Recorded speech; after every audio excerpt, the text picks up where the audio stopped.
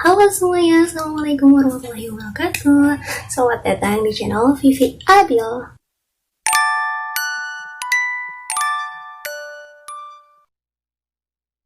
Oke, buat kalian yang baru nemu channel ini dan kebetulan memang channelku masih baru ya, jadi mohon dukungan dan bantuannya dengan padamin tombol merah alias subscribe channel ini biar aku juga lebih semangat untuk bikin video-video baru. Semoga aku bisa istiqomah, entah itu video motivasi atau video tips tutorial, whatever that, pokoknya tolong dibantu ya. Jangan lupa kalau merasa video ini bermanfaat untuk yang lain, di-share ya. Oke, sesuai thumbnail yang udah kalian lihat, kali ini aku mau menjelaskan tentang, mau sedikit sharing sih lebih tepatnya tentang jalur undangan. Jadi aku Vivi, aku ini mahasiswa baru di salah satu universitas yang ada di Jakarta dan kebetulan aku memang lolos lewat jalur undangan. Dan jalur undangan itu banyak ya macamnya, ada SNMPTN, ada SPAN-PTKIN, ada SNMPN gitu kan, ada banyak banget, di luar itu pun masih banyak. Dan untuk video yang ini aku akan membahas tentang SNMPTN atau SNMPTN gitu, tapi lebih enak sih kita bilangnya SNMPTN ya, yang lebih populer. Untuk penjelasan lebih detailnya kalian bisa lihat di deskripsi, di situ aku sertakan salah satu artikel yang membahas tuntas tentang SNMPTN. Menurutku itu lengkap banget karena itu juga mirip dengan apa yang disampaikan dulu waktu aku kelas 12 oleh guru-guruku, karena dulu juga aku ada semacam University Day. Jadi ya itu lengkap banget. Dan kalau misalnya kalian masih ada pertanyaan, nanti bisa banget ditanyakan, kita diskusi bareng di kolom komentar. Tapi aku tetap jelasin sedikit tentang apa itu SNMPTN. SNMPTN atau Seleksi Nasional Masuk Perguruan Tinggi Negeri itu semacam seleksi tes masuk ya. Ya memang seleksi tes masuk untuk ke perguruan tinggi yang diselenggarakan oleh LTMPT. Dan ini adalah jalur undangan, masuk jalur undangan. Apa sih keuntungannya? Banyak banget keuntungannya. Yang pertama, yang pasti itu bebas biaya pendaftaran. Jadi kalian gak perlu bayar biaya pendaftaran. Dan biaya pendaftaran itu kan macam-macam ya. Ada uang pangkal, ada uang ini, uang itu, belum bayar formulir tesnya, dan ya banyak. Jadi ini tuh jadi apa ya keuntungannya, kalau bagi aku itu menghemat biaya pendidikan di awal.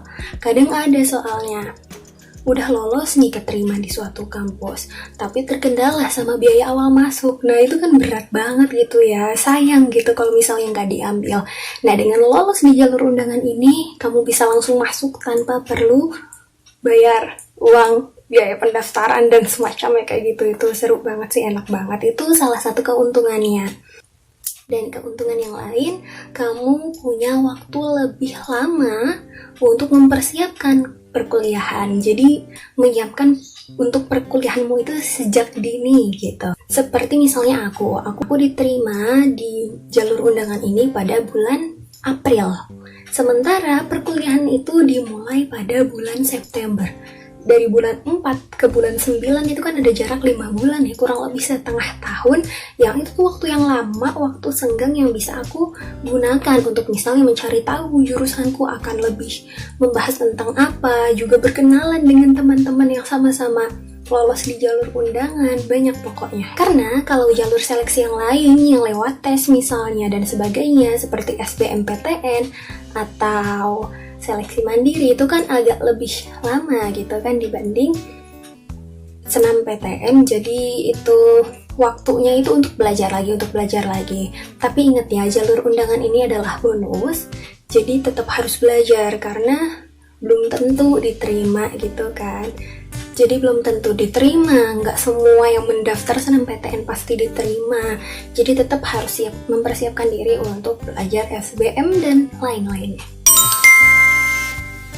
Secara umum, alur pendaftaran untuk SNMPTN itu sama sih kayak tes-tes yang lain, hanya memakan beberapa tahap aja, karena itu tidak ada tes. Jadi pakainya rapot atau portofolio yang telah kalian hasilkan selama di masa sekolah menengah atas atau sederajat. Oh ya, kenapa sih aku bikin video ini? di bulan November ini. Jadi untuk pendaftaran awal SNMPTN ini dibuka itu mulai bulan Desember, dan sekarang udah bulan November, jadi tinggal menghitung hari ya, counting down-nya udah semakin dekat. Jadi wajib nih untuk kalian untuk mempersiapkan berkas-berkas kalian semaksimal mungkin. Nah, untuk bulan Desember sampai Januari ini biasanya yang dibuka itu masih dalam tahap pembuatan akun LTMPT. Kalian bisa akses di laman websitenya LTMPT, itu ltmpt.ac.id, atau kalian bisa pantau terus di media sosial resmi dari LTMPT. Dan setelah kalian berhasil membuat akun LTMPT, akun LTMPT-nya itu mudah ya, cuma butuh akun email kalian aja. Waktu itu aku buatnya bareng temen yang lain. Jadi di laboratorium sekolah, karena kebetulan aku pondok ya, karena aku itu anak pesantren, jadi kita nggak bawa gadget. Jadi kami difasilitasi oleh pihak madrasah untuk membuat akun LTMPT di laboratorium. Karena sekarang masih pembelajaran jarak jauh, dan insya Allah ya dibuka itu mulai Desember atau Januari, itu kalian juga harus siap-siap nih untuk membuat akun LTMPT. Bisa sambil berkoordinasi dengan pihak sekolah, dan kalian juga harus untuk tahu gimana sih cara bikin akun LTMPT seperti itu. Karena untungnya ya, kalau sekolahku itu memang semuanya difasilitasi oleh sekolah, dikoordinir oleh sekolah. Tapi juga ada sekolah-sekolah yang masing-masing siswanya kalau mau daftar ya daftar sendiri, silahkan. Nah, kita kan nggak tahu ya, sekolahmu itu termasuk yang dikoordinasikan bareng-bareng, atau yang setiap siswa pelamarnya itu harus daftar sendiri-sendiri. Nggak tahu kan? Jadi persiapkan aja. Nah, setelah buat akun LTMPT itu belum langsung masuk ke pendaftaran SNMPTN, tapi akan ada pemeringkatan oleh sekolah. Jadi nggak semua siswa itu bisa ikut SNMPTN, hanya beberapa dari peringkat teratas di sekolahmu aja. Untuk sekolah yang akreditasinya A, itu mendapatkan porsi 40%.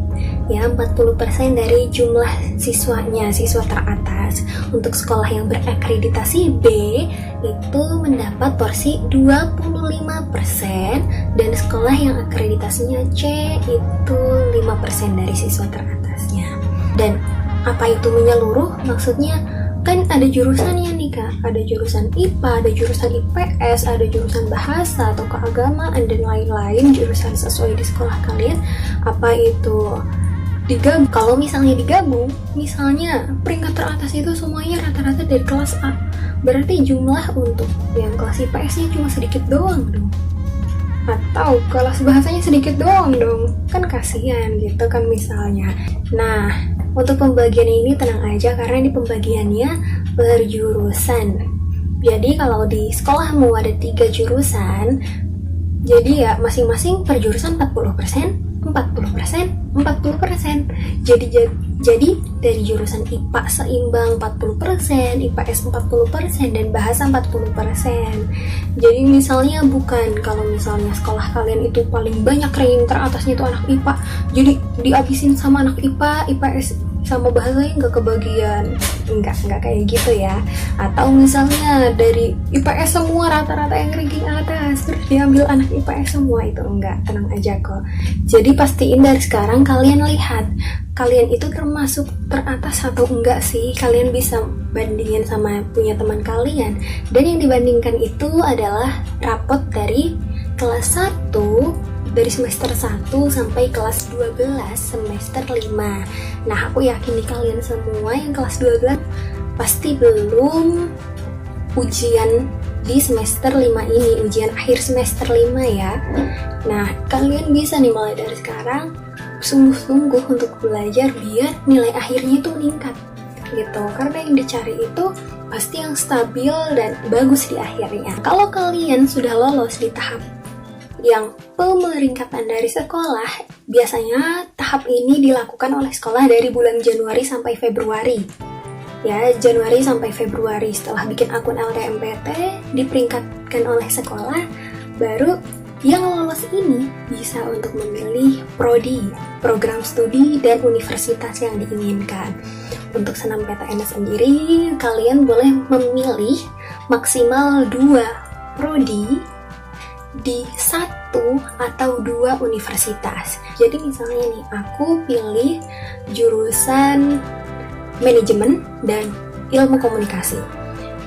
Atau mau pilih 1 juga boleh, misalnya mau pilih manajemen aja, itu boleh juga. Tapi kalau kalian punya kesempatan lebih, ya diambil dong dua-duanya. Itu sayang banget kan kalau cuma 1 doang, diambil 2. Nah 2 ini boleh sama-sama di Universitas A misalnya, atau yang ini Universitas A, manajemen Universitas A, dan yang ilmu komunikasi di Universitas B. Itu terserah, yang penting maksimal 2, kalian gak bisa milih 3. Jadi mulai dari sekarang kalian pilih nih, cari-cari jurusan yang kira-kira itu sesuai dengan kalian, minat dan bakat, prospek kedepannya seperti apa, kalian mau jadi apa, itu seperti itu. Kalau kalian masih bingung, boleh tanya sama teman-teman, kira-kira kamu cocoknya di bidang apa ya, seperti itu. Setelah pilih jurusan dan univ, di situ kalian juga masukkan data diri kalian, data wali, data orang tua, juga ada, kalau tidak salah itu ada data ekonomi keluarga, seperti itu. Nah, kalau sudah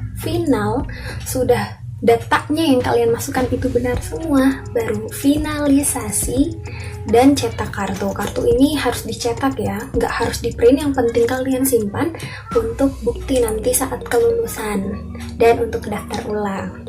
Nah, setelah cetak kartu adalah pengumuman. Pengumumannya biasanya di bulan April. Kalian banyak-banyakin doa dan banyak-banyakin juga cari informasi lain. Jangan hanya mengandalkan jalur SNMPTN saja. Karena untuk presentase kelulusan ya, itu dari sekian ratus ribu pelamar yang diterima, hanya sekitar 19%-an saja. Tiap tahun berbeda-beda sih, seperti misalnya tahun 2015 itu kalau tidak salah yang diterima sekitar 16%-an, di tahun selanjutnya jadi 18%-an, seperti itu. Ada peningkatan, ada juga penurunan, dan kita nggak tahu, semoga aja sih di tahun 2021 itu 20%-an lebih ya yang diterima, semoga aja gitu. Jadi lebih banyak dari kalian yang diterima di jalur SNMPTN. Nah, kalau udah keterima, apa yang harus dilakukan? Udah senang gitu? Enggak, karena banyak banget kejadian orang yang lulus di SNMPTN lupa nih buat daftar ulang. Nah, ini yang bikin kalian gak jadi masuk ke universitas itu. Karena beberapa ya pengalaman kakak-kakak kelasku dulu ada sih yang udah keterima, saking senangnya jadi lupa, gak tahu harus apa ya, yang penting aku udah keterima.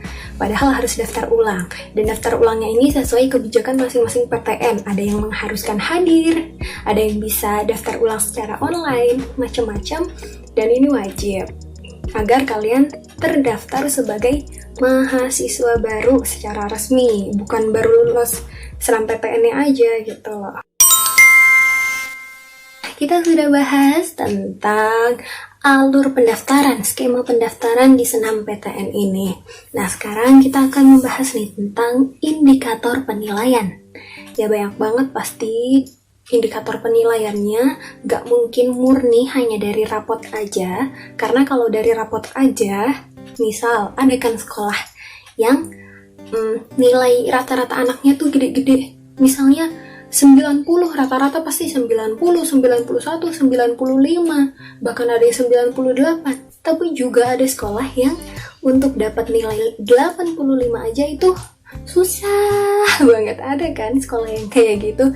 Nah, kalau misalnya emang SNMPTN itu murni cuma dari tinggi-tinggian rapot aja, kasihan dong sekolah yang rata-rata emang susah buat dapet nilai itu untuk bersaing sama sekolah yang ya gampang aja gurunya ngasih nilai gitu. Makanya untuk indikator penilaian ini tidak murni hanya dari rapot, meski rapot itu juga faktor utama ya.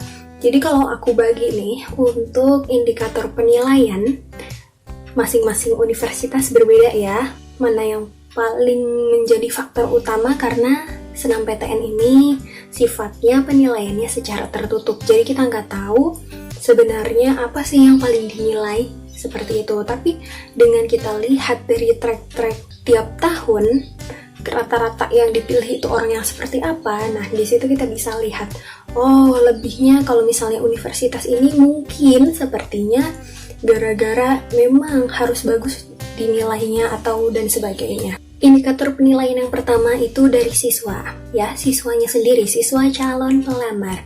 Itu yang pasti harus punya nilai rapor yang bagus semester 1 sampai 5, juga nilai per mata pelajarannya yang bagus dan stabil. Yang ketiga, konsistensi. Dan yang keempat itu prestasi di luar kelas. Nah, untuk yang pertama nilai rapor. Jadi nilai rapor itu dilihat dari semester 1 sampai dengan semester 5. Apakah nilaimu itu naik turun, dari naik turun aja, atau dari turun naik aja, atau stabil ya segitu-segitu aja. Terus yang dicari gimana dong? Nilaiku ini naik turun kayak gunung. Oh, nilaiku stabil-stabil aja. Nah, karena selama PTN itu kita tidak tahu ya indikator penilaiannya itu seperti apa. Jadi yang pasti yang dicari itu yang paling stabil, yang bisa mempertahankan nilai yang bagus. Seperti itu. Atau yang nilainya kalau bisa naik terus. Tapi jangan berarti, apalagi untuk kalian ya yang kelas 10 atau kelas 11 mungkin ada yang menonton ini misalnya, jadi berpikir, oh kalau kayak gitu aku kelas 10 direndah-rendahin aja dan nilainya aku nggak mau belajar, aku nggak mau semangat belajar, aku nggak mau dapat nilai bagus di semester 1 dan 2 misalnya. Nggak kayak gitu, nggak gitu juga ya. Karena yang dicari itu yang stabil. Jadi kalau dari awal bagus, harus bisa dong bagus terus. Tapi juga tidak menutup kemungkinan kok ada para mahasiswa yang udah lulus jalur SNMPTN itu nilainya naik turun gitu juga ada. Yang penting kalian itu lolos sih di pemeringkatan sekolah. Yang kedua itu mata pelajaran. Kok apa bedanya sama nilai rapor? Nah, bedanya kalau nilai rapor itu kan secara keseluruhan. Misalnya di jurusan ilmu komunikasi di PTNA ditemukan siswa pelamar yang nilainya itu nilai rapornya sama Ani dan Budi misalnya. Ani itu nilainya 90, Budi itu juga nilai rapornya 90. Karena ini jurusan ilmu komunikasi yang mereka daftarkan, ini yang akan dinilai adalah mata pelajaran yang relevan dengan jurusan itu. Kalau ilmu komunikasi kan lebih berkaitan dengan bahasa ya, lebih kemampuan komunikasi. Misalnya yang dilihat nilai bahasa Indonesia dan bahasa Inggrisnya. Nah, di sini dilihat di antara Ani dan Budi siapa sih yang paling tinggi nilai bahasa Indonesia dan bahasa Inggrisnya. Kalau yang lebih tinggi itu Ani, jadi Ani lebih punya peluang besar untuk masuk PTN itu. Yang ketiga, konsistensi. Ini masuk sih dalam indikator yang pertama, konsistensi gitu. Jadi nilainya kalau bisa itu yang harus stabil, bagus terus gitu. Dan yang keempat itu prestasi luar sekolah. Ya, karena ini tidak memakai jalur tes, pasti yang dilihat keaktifan kalian selama di sekolah dari nilai rapor dan prestasi luar sekolah. Kalau kalian pernah jadi anggota OSIS misalnya, masukkan aja keterangan kalian pernah jadi anggota OSIS. Atau kalian pernah ikut lomba-lomba, masukkan. Dan yang relevan dengan jurusan yang ingin kalian tuju. Untuk faktor yang kedua, itu faktor dari sekolahnya. Jadi, selain siswanya yang dinilai, sekolahnya juga dinilai nih. Jadi, untuk sekolah ini berdasarkan akreditasinya, berdasarkan track alumninya, juga berdasarkan prestasi sekolah. Untuk akreditasinya, jadi ibarat SNMPTN itu punya catatan tentang mana aja sih sekolah-sekolah yang sering diterima di universitas itu. Ini juga berkaitan ya sama alumni. Jadi biasanya kalau kakak tingkatmu ada yang terima di universitas itu lewat jalur SNMPTN, biasanya adik kelasnya juga akan ada lagi yang diterima. Dan sebaliknya, biasanya kalau sekolah itu tidak ada kakak kelasnya yang masuk di universitas itu, universitasnya ini ibarat nggak kenal gitu sama sekolahnya. Jadi peluang kemungkinan untuk lolosnya juga lebih sedikit, lebih kecil. Faktor yang ketiga itu faktor lain-lainnya. Misalnya untuk faktor yang lainnya ini pengembangan sumber daya di daerah. Jadi kalau misalnya di provinsi ya, ini berkaitan dengan daerah, di provinsi ini memang dikenal kekurangan guru, kekurangan tenaga pengajar. Jadi peluang untuk masuk PTN yang ada di daerah ini itu lebih besar di jurusan pendidikan. Misalnya pendidikan bahasa Indonesia kah, atau pendidikan matematika. Itu indikator. Nah, disclaimer ya. Jadi aku memang lulus di jalur undangan, tapi bukan senam PTN. Ya, aku lulus di jalur SPAN PTKIN. Ada sih temanku yang lulus di senam PTN juga lulus SPAN PTKIN. Ada juga yang lulus senam PTN aja, SPAN PTKIN-nya enggak. Atau seperti aku, senam PTN enggak tapi SPAN PTKIN iya. Nah, tapi kenapa sih aku memberanikan diri untuk membuat video tentang senam PTN padahal aku nggak lulus? Karena itu, aku melakukan evaluasi terhadap diriku sendiri. Karena juga menjadi pertanyaan dong bagi diriku, kenapa sih kok aku bisa sih nggak lolos di jalur senam PTN? Walaupun aku tahu, aku mengorek-ngorek pun ya tidak ketemu jawaban pasti dari universitas yang aku tuju. Karena sistem penilaiannya ini memang secara tertutup, tapi kan aku masih bisa melakukan riset kecil-kecilan sendiri, tanya ke teman-temanku, terus juga lihat indikator-indikator yang menentukan kelulusan di jalur ini. Makanya aku tulis di judul itu agar kalian tidak mengulangi kesalahan yang sama. Jadi kalau menurut aku pribadi tidak lulus di jalur senam PTN berdasarkan kriteria penilaian tadi itu ya, yang siswa, yang sekolah, dan yang lainnya itu karena aku sendiri nilainya memang kurang konsisten. Kalau digambarkan dalam bentuk kurva, itu nilaiku itu semacam V ya. Namaku memang Vivi dan nilainya juga V. Jadi di semester 1 itu nilaiku bagus banget. Paling bagus malah dari 5 semester yang ada. Paling tinggi itu semester 1, semester 2 menurun, semester 3 tambah turun, semester 4 lumayan naik, dan semester 5 jadi nggak sama semester pertama tapi gini, sama semester 4. Bisa jadi itu, jadi nilaiku memang kurang konsisten walaupun penurunannya itu sedikit. Jadi kalau aku ingat-ingat ya, nilaiku itu di semester 1 ini 93, terus turun jadi 90-an, turun jadi 89, terus naik lagi jadi 90, dan tetap di angka 90, tapi paling tinggi itu semester 1. Ya memang nilainya nggak terlalu turun jauh, tapi turun intinya. Gitu, jadi kalau menurutku itu pertama, nilaiku kurang konsisten. Yang kedua, gara-gara prestasi. Ya, prestasi yang aku masukkan untuk portofolionya ini tidak berkaitan dengan jurusan yang mau aku tuju. Jadi, prestasiku itu rata-rata di marching, di bahasa Inggris. Sementara yang ingin aku tuju itu jurusannya manajemen. Mungkin bisa jadi itu. Itu dari siswanya ya, berarti dari aku sendiri gitu. Tapi yang paling bikin aku merasa oh iya mungkin ini gitu, itu karena sekolah. Jadi memang untuk di universitas itu aku niatnya ya di awal itu nekat untuk membuka jalan bagi adik kelasku untuk masuk ke universitas itu. Jadi memang tidak ada kakak tingkatku yang masuk di situ. Jalur SBM sih ada, tapi cuma satu. Dan aku nekat untuk masuk lewat jalur senam PTN. Temanku juga banyak yang ikut untuk masuk situ, tapi qadarullah kami semua nggak ada yang keterima di universitas itu. Seperti itu, bisa jadi.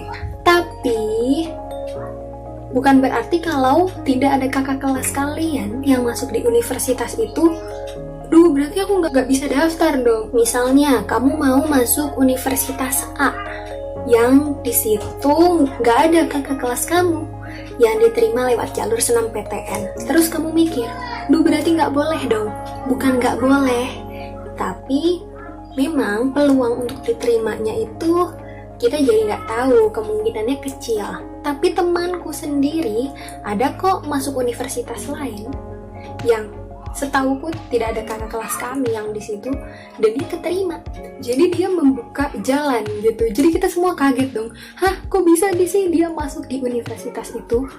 Padahal jarang banget dari teman-teman kita yang minat di situ. Dan kakak kelas pun tidak ada yang di situ. Jadi dia berhasil, itu rezekinya dia ya untuk membuka jalan gitu. Ya semoga ada adik kelas yang ikut bisa masuk di universitas itu. Cuman untuk aku sendiri memang gagal gitu kan.